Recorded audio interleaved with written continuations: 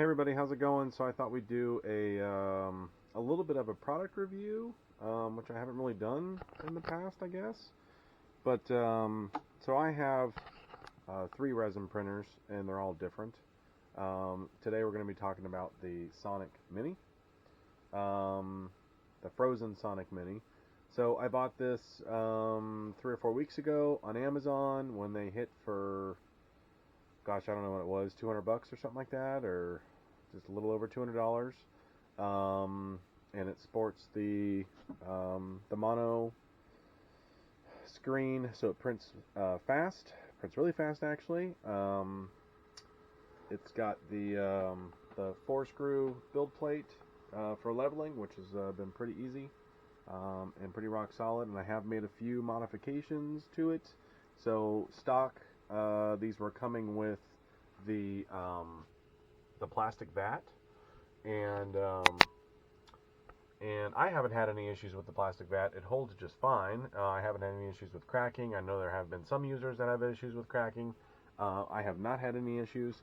But what I've gone ahead and done too is actually printed in PLA some additional, at least one additional vat, just to test it out.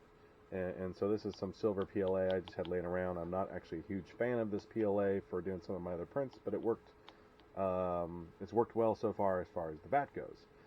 It's not the cleanest print in the world, but it prints the vat and then the ring. So that's one of the modifications I've done. So my plan now is to actually print probably 3 or 4 more of these, along with the lid that comes on. So if you want to print this, you can find it on Thingiverse and just look for Phrozen Sonic Mini vat, and the base and the ring. This additional little stand right here for it to hold the FEP up so it doesn't touch anything, and then the cover is on there as well. So that's the modification I've done. I've also printed this little holder. So essentially the build plate comes off and you can hang it on here. You can tilt it at an angle so everything drips off. So one of the complaints, and one of my complaints, is that this is a flat surface, and ooh, that's wet, and I'm not wearing gloves. And that's a flat surface, so as it's printing, resin does not drain off of it. And so what you end up with is sort of a pain when you're going and switching off vats or switching resins. You've got a big mess to clean up here. So this has just been a little bit easier as far as taking this off, putting it at an angle, and letting everything drain off.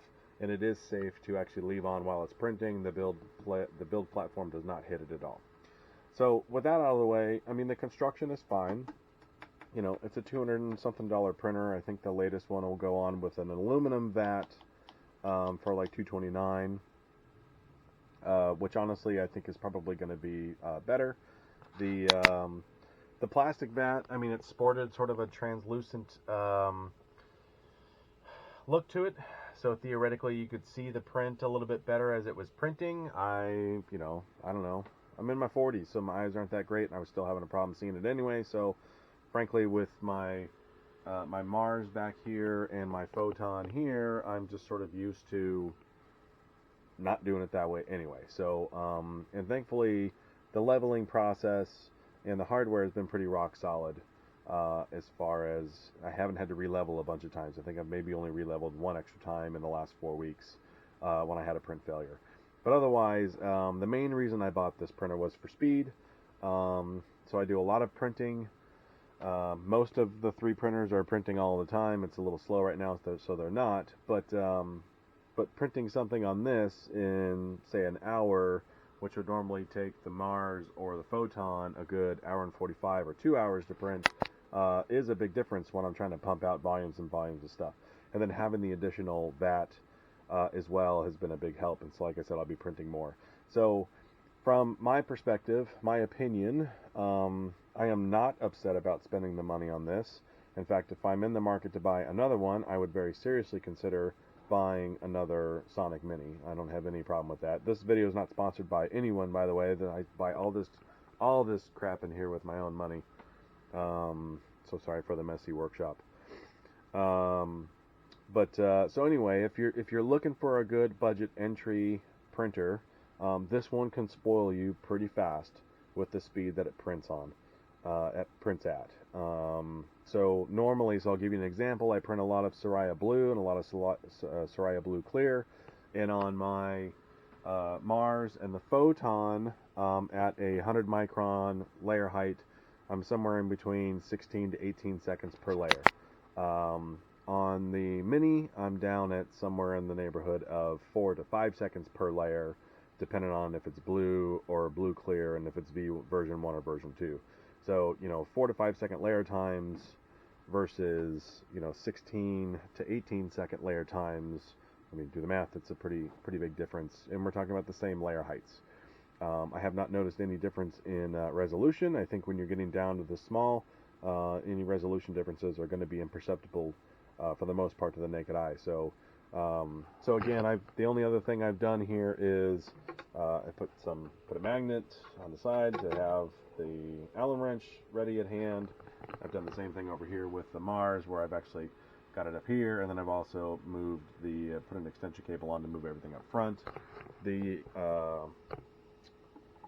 USB here is on the side, which is not in a horrible location. The power button is in the back, so it's kind of a little bit wonky. I'd rather it be on the side or even in the front, but overall it is what it is, and it's not bad.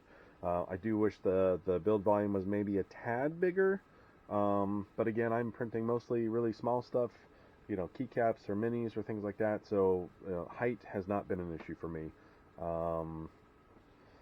So anyway, there we go. Like I said, I can't recommend this thing enough. If you can get past some of the nuances of the plastic vat, maybe having some issues, you roll the dice on that. The build plate being flat, but a quick little 30-minute print if you have an FDM printer, and that solves that and makes cleanup easier. And then again, you always have the option of printing your own vats versus buying additional ones. So then you're out the cost of the PLA and then additional FEP sheets for the bottom. So anyway, I hope this helps somebody if you're thinking about getting into the resin print, or if you're looking at a Sonic Mini. I've been, like I said, printing solid with it for a good 3-4 weeks. I probably put hundreds of prints through this thing. I haven't had any issues with the FEP. I haven't had any issues with the vat that it came with. So, again, now some people have. If you go look at the Facebook group and you do some research and you look at what people are saying, but I don't think there's any difference in problems people are having with the Mars or with the OG Photon. I think, frankly, all three have been very solid printers for me. I haven't had any Z-wobble issues on any of them. I haven't had leveling issues on any of them. The only real maintenance I've had to do is on the Photon, where my screen cracked and I had to replace the screen, and that was a 10-minute change out. Other than that, they've all been great. But if I continue to build the farm, I'll do it on this platform for the foreseeable future, at least, or the Mars. So definitely my opinion, and as far as in my shop goes, the Sonic is number 1. My Mars is number 2. That thing's been pretty bulletproof as well. The only reason I don't use him more is because this guy just prints faster. And this poor little guy over here is just sort of looking at me like, WTF, dude, I'm over here ready to go. So I use him as a backup if these two guys are too busy printing other stuff and I need to do additional volume, then I'll turn on the Photon. So anyway, there you go. Hope it helps. Talk to you